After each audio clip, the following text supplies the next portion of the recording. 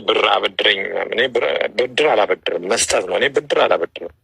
ብድር አበድሬ ደግሞ በኋላ ጠላቴ ሆነ ልትመጣ። ብድር አበድሬ ጠላት ልትሆን ከምትከፍለኝ እኮ እኔን ለማጥፋት ነው የምትመጣው። እንዴ ትቀልዳለን? እኔ ብድር ለማንም ሰው ብድር አበድሬ አላውቅም።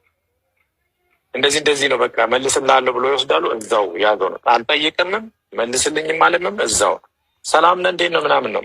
ምክንያቱም ጠላቴ ነው የሚሆነው። ያዘው አበደራችሁ ጠላት አፈራችሁ ማለት ነው። በዛ ባበደራችሁት ገንዘብ ጠላት ነው የገዛችሁት። ብድር እንደዛ ነው። ገንዘብ ያበደራችሁት ሰውዬ እናንተን ገንዘቡን ከሚከፍል ይህን ሰውዬ ባጠፋው ይሻለኛል ነው የሚለው። ለምን እገዛለሁ እኔ ጠላት በገንዘብ? በቃ እሰጠዋል። እግዚአብሔር ይባርክ በቃ በርታ ምናምን ብዬ እዛው ሰጠዋለሁ እንጂ አበድሬ ለምንድን ነው ጠላት ማፈራው? ኔ ወንድ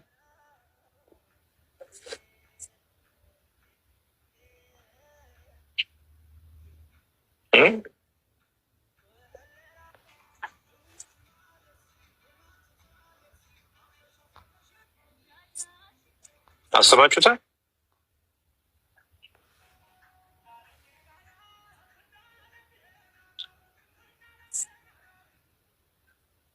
በድረኝ ካለ እኔ ከእግዚአብሔር ነው መበደረው። ከሰውም አልበደረም፣ ከባንክም አልበደረም። ከእግዚአብሔር ነው መበደረው። ከተበደርኩ ከእግዚአብሔር ነው። አበድረኝ፣ እዛው ስመጣ ከፍልሃለሁ አለ። አረ ከእግዚአብሔር ትበደርና ስመጣ እዛ አንተ ጋር ስመጣ ከፍላለሁ። አሪፍ ነው። በዛው ገነት ትሄዳለህ።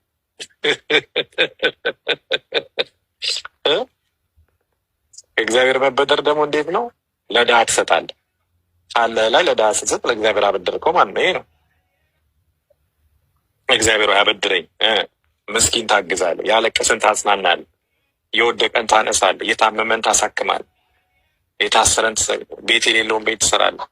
በቃ እያበደርከው ነው እግዚአብሔር። ከዛስ